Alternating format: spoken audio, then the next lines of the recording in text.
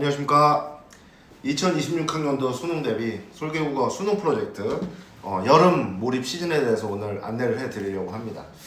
자, 드디어 이제 내신이 다 이제 끝이 납니다. 여러분들 그동안 1학년, 2학년, 3학년 거쳐오면서 총 10번의 이제 내신 시험을 치렀어요. 2학기 내신의 경우에는 특별한 경우가 아니라면 여러분이 거의 신경 쓸 일이 없기 때문에 이제 2학기에는 입시에 좀 옵션을 하나 우리가 좀 마련을 해보자고요. 입시의 옵션. 옵션이라기보다는 역전의 기회, 그 다음에 또 하나의 여러분들 좋은 기회를 만드는 게 바로 수능입니다. 우리가 수능이라고 하는 거는 꼭 정시에서만 활용하는 것은 아니죠. 여러분 수시에서 또 최저를 맞출 수도 있고, 그 다음에 여러분이 지금까지 어떤 생각해왔던 만약에 전형이 수시 중심이었다고 한다면 그 수시에서도 옵션을 하나 줘보면 굉장히 좀 윤택하게 여러분들이 원서를 쓸 수가 있습니다.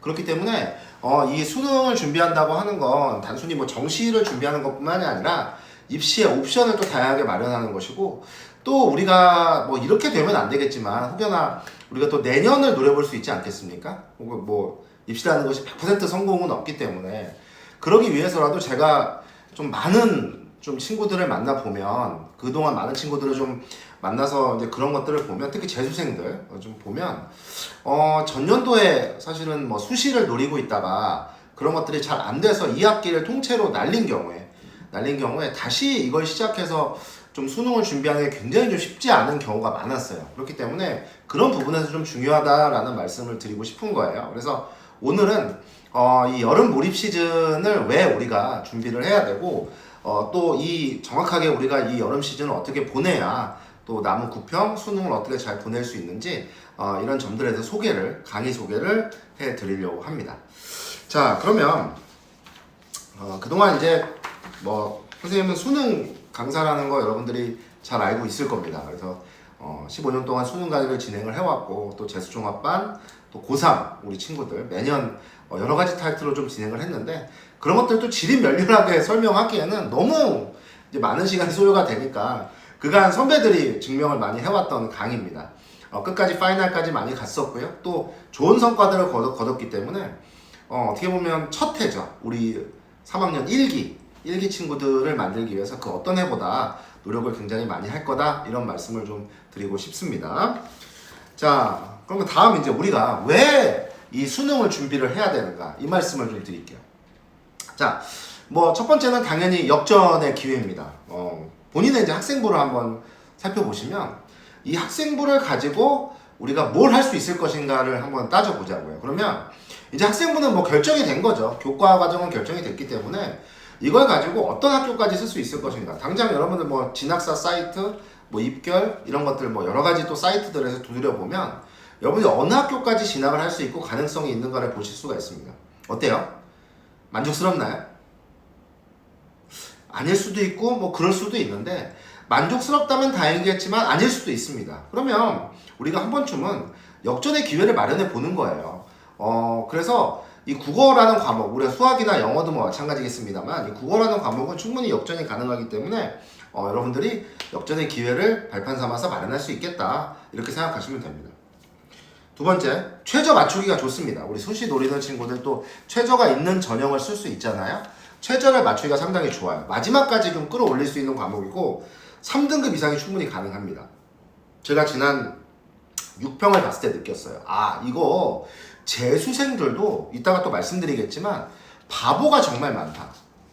그렇기 때문에 여러분들이 충분히 재수생을 압도할 수 있다, 이런 생각이 듭니다. 지금 재수학원에 있는 친구들 모르겠어요. 얼마만큼 좀 공부를 하고 있는지. 제가 듣기로는 열심히 하고 있지 않습니다. 여러분 충분히 가능해요. 좋은 강사를 만나서 좋은 컨텐츠를 가지고 하라는 대로만 연습하면 역전이 가능합니다.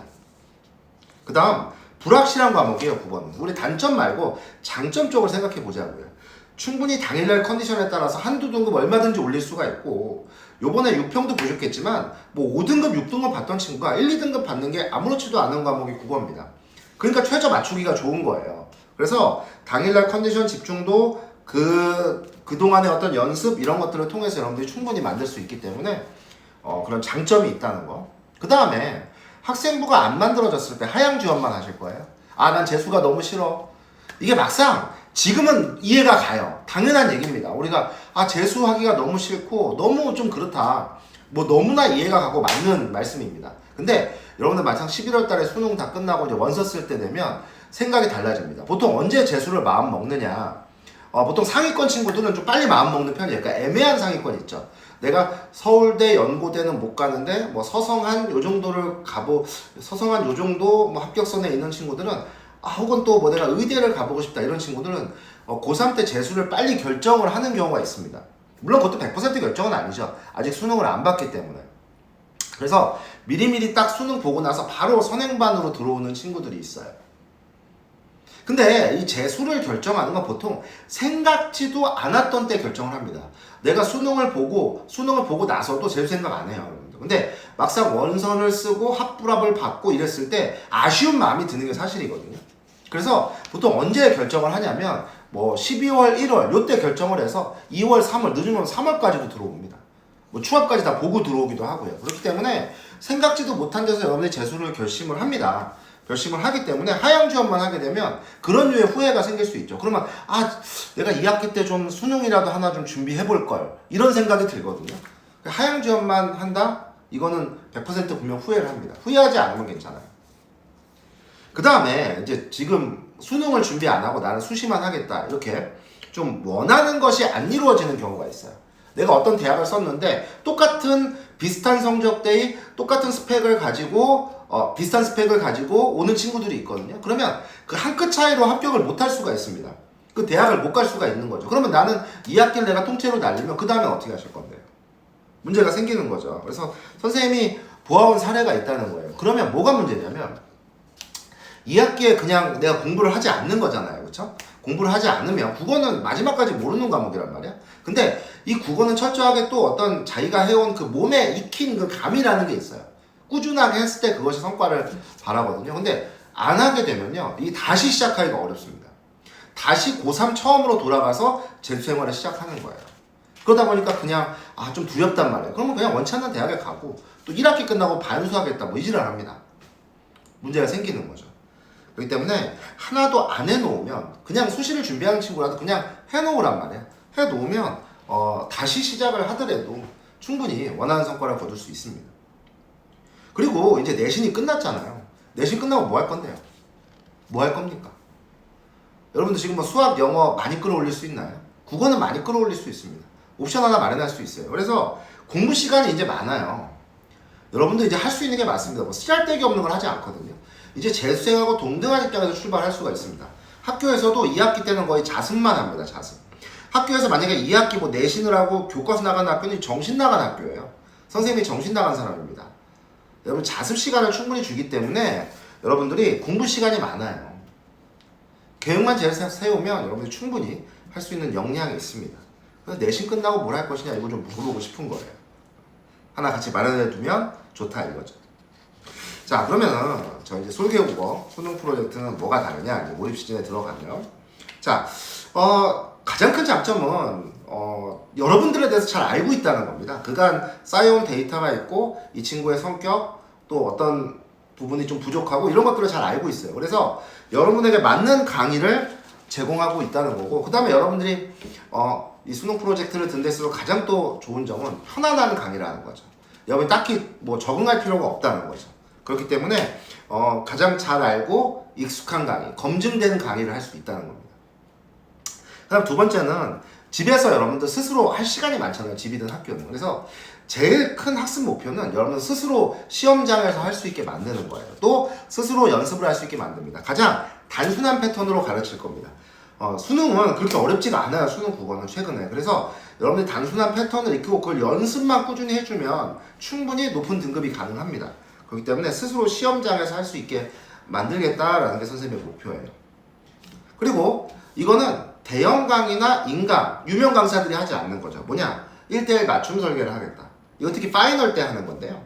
여러분 9편 과거까지 나오면 어느 정도 이제 견적이 나옵니다. 부족한 부분이 나와요. 그러면 여러분한테 1차1 맞춤 설계를 통해서 매주 어떻게 학습을 하라는 학습 계획을 세워줄 거예요. 그래서 대형 강의나 인강 강사에게는 없는 맞춤 설계를 해줄 수 있다. 여러분들을 가장 잘 아는 강사죠. 그래서 제일 중요한 건 여지껏 선배들이 성공했던 선배들은 뭐냐면 하라는 대로 했던 겁니다. 70% 이상의 선배는 다 등급을 올렸습니다. 하라는 대로 하는 거예요. 하라는 대로 하지 않는 것이 문제거든요. 누구나 하라는 대로 하면 분명히 필승할 수 있는 전략들을 여러분께 제공을 할 겁니다. 배운 것을 적용해서 연습만 하면 됩니다. 걱정하지 않으셔도 됩니다. 자, 이렇게 해서 솔개국어 수능 프로젝트가 어떤 점에서 다른지 여러분께 설명을 좀 해드렸어요. 자, 그래서 우리가 총 이제 그 세 단계의 시즌을 거치게 됩니다. 자, 첫 번째는 여름 시즌이에요. 몰입 시즌입니다. 그래서 이 시즌은 문학과 독서를 한 영역씩 완성해 나갈 거예요. 그래서 패턴 완성이라는 걸 하는데 왜 패턴 완성이라는 이름이 붙었냐면 수능은 철저하게 패턴화되어 있습니다. 그래서 같은 패턴들이 거의 80% 내지 90%로 출제가 되기 때문에 계속 연습을 하는 거예요. 그래서 문학과 독서에 집중을 할 거고 제일 중요한 건 각 영역의 지문과 문제의 공략을 완성할 거다. 수업 시간에 완성은 하죠. 그 다음은 여러분의 몫이죠. 파이널 시즌에 연습을 계속 하는 거죠. 그래서 접근법, 지문, 문제, 패턴을 다 알려줄 것이다. 그래서 워크북, 위클리 주간지가 나와요. 워크북 성격에. 그래서 그거 갖고 해서 연습하는 겁니다. 그 다음에 EBS 연기가 굉장히 중요합니다. 수능에서도. 우리가 내신에서만 중요한 게 아니에요. 특히 문학. 그래서 또 수능 완성이라는 교재가 나오기 때문에 그거에 대한 학습 콘텐츠를 드리고 관리를 할 겁니다. 화적 업무 추가 특강이 있습니다. 또 매주 모의고사 풀이를 또 1회씩 제공을 할 거고 9평 앞두고는 몰입해서 풀 거예요. 총 그래서 여름방학 제외하고 6주간의 강의, 학원 여름방학이요. 제외하고 6주간의 강의가 예정돼 있고요. 그 다음에 우리가 9월 초에 9평이 있기 때문에 이제 마지막 평가원 모의고사입니다. 이 9평을 두 가지 측면에서 분석하는 거예요. 여러분 개인이 뭐가 부족했는가. 두 번째는 평가원이 어떤 방향으로 수능을 갈 것인가. 이거를 이제 분석을 해드리는 겁니다. 그래서 9평을 준비할 건데 9평도 그거는 여러분 9평에서 4등급, 3등급 받았다고 좌절할 필요가 없어요. 최종 등급이 아닙니다.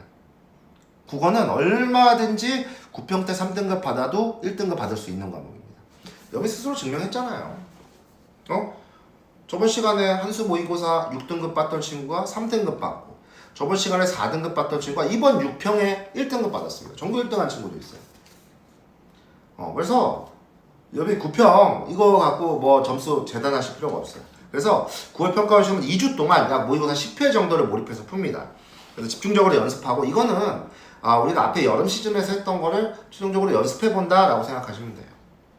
그 다음에 이제 파이널은 케어와 보완, 그 다음에 실전 연습에 초점이 맞춰져 있습니다. 그래서 매주 3회씩의 모의고사 풀이로 보완을 할 거고요. 그 다음에 그간 아까 영역별 배웠던 패턴 완성을 다시 한번 다질 겁니다. 하나씩 다시 다질 거예요. 그래서 매주 1대1 케어 및 학습 계획 세워드리고요. 관리할 겁니다. 시간관리법 최종 완성하고요. 1등급 전략 노트 드릴 겁니다. 그 다음에 선배들이 제일 좋아했던 거 EBS 한 장 정리 및 예측.